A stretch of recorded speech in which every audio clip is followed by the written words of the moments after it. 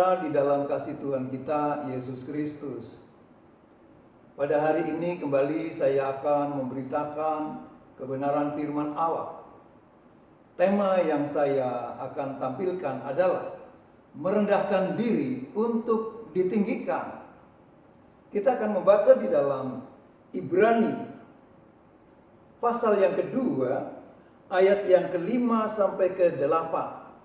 Demikian dikatakan, sebab bukan kepada malaikat-malaikat telah ia taklukkan dunia yang akan datang, yang kita bicarakan ini. Ada orang yang pernah memberi kesaksian di dalam suatu nas, katanya, apakah manusia sehingga engkau mengingatnya? Atau anak manusia sehingga engkau mengindahkannya? Namun engkau telah membuatnya untuk waktu yang singkat, sedikit lebih rendah daripada malaikat-malaikat, dan telah memahkotainya dengan kemuliaan dan hormat. Segala sesuatu telah engkau taklukkan di bawah kakinya. Sebab dalam menaklukkan segala sesuatu kepadanya, tidak ada sesuatu pun yang ia kecualikan, yang tidak takluk kepadanya. Tetapi sekarang ini belum kita lihat bahwa segala sesuatu telah ditaklukkan kepadanya. Saudara-saudara, kita akan melihat hal-hal yang terungkap melalui ayat-ayat firman Allah.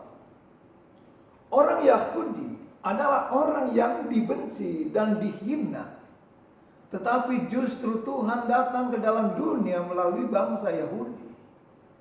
Ia menjadi manusia melalui keturunan Abraham. Di dalam Ibrani 2 ayat 16. Ia mengambil posisi sebagai manusia untuk membawa manusia memiliki hubungan yang benar dengan Allah. Saya akan bacakan ayat yang ke-16.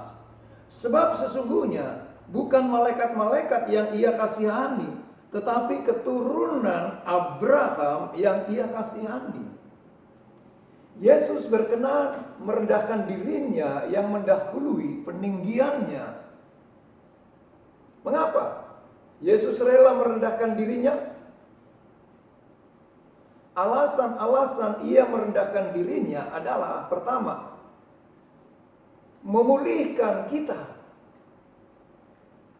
Kita telah kehilangan kekuatan dalam hidup kita karena dosa. Tetapi Yesus mati di kayu salib untuk memulihkan kita yang dikuasai dosa. Segala sesuatu ada di bawah kakinya. Para malaikat sebagai makhluk adikodrati berada di bawah kekuasaan orang-orang yang percaya kepada Yesus Kristus. Saudara-saudara, kita mengingat para martir mula-mula yang ditindas dan dibantai oleh para kaisar kafir, tetapi memiliki suatu pengharapan yang pasti bahwa kelak mereka akan memerintah bersama Kristus sang Raja kekal.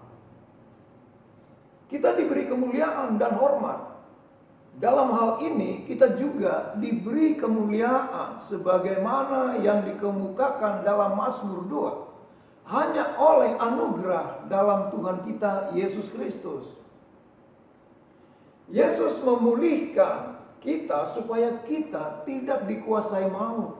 Di dalam ayat yang ke-9 demikian dikatakan, tetapi dia yang untuk waktu yang singkat dibuat sedikit lebih rendah daripada malaikat-malaikat, yaitu Yesus. Kita lihat yang oleh karena penderitaan maut dimahkotai dengan kemuliaan dan hormat, supaya oleh kasih karunia Allah ia mengalami maut bagi semua manusia. Pengharapan kita sangat jelas bahwa ia akan memulihkan kita pada hari penghakiman yang akan datang. Kedua, melepaskan kita dari maut. Saudara-saudara, ia datang untuk menyelamatkan manusia. Tadi sudah kita baca di dalam ayat yang ke-16. Sebagai manusia sejati, ia mati untuk mengalahkan iblis. Ia memberi kemenangan kepada kita melalui kebangkitannya. Dan kita melihat menunjukkan belas kasihan kepada umatnya di dalam ayat 17 dan 18. Saudara-saudara, ia menaruh belas kasihan.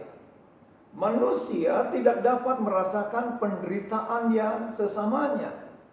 Tetapi Yesus, orang Nazaret itu, telah mengalami secara nyata segala bentuk penderitaan kita. Saudara-saudara, kita akan melihat melalui berita daripada firman Allah. Seorang ibu ditinggal mati anak laki-lakinya. Dipedulikan Yesus. Ia pergi ke kota Nain dan membangkitkan anak muda itu karena didorong oleh belas kasihannya. Anak muda itu sangat penting bagi ibunya yang telah menjanda. Ia setia dan melaksanakan visinya. Di dalam ayat yang ke-17, itulah sebabnya maka dalam segala hal ia harus disamakan dengan saudara-saudaranya, supaya ia menjadi imam besar yang menaruh belas kasihan dan yang setia kepada Allah untuk mendamaikan dosa seluruh bangsa. Misi yang diembannya ditunaikan dengan setia bagi kepentingan umatnya. Saudara-saudara, ia juga telah menderita karena pencobaan di dalam ayat 18. Sebab oleh karena ia sendiri telah menderita karena pencobaan, maka ia dapat menolong mereka yang dicobai. Karena itu, ia layak menolong orang yang menderita dan mereka yang dicobai. Ia memang mengalami penderitaan sebagai manusia sejati, agar ia dapat memperlihatkan belas kasihannya secara nyata bagi kita.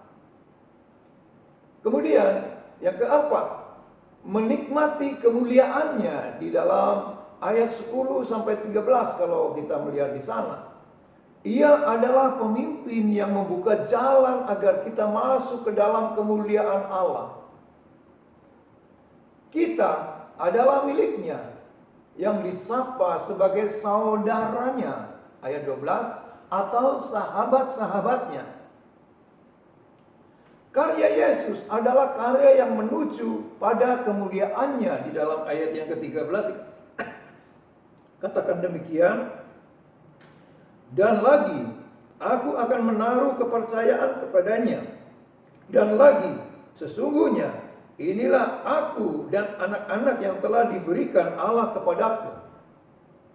Saudara-saudara, anak Allah telah mengambil posisi yang paling rendah menjadi seorang hamba untuk mengangkat harkat dan martabat kita serupa dengan sifat-sifatnya.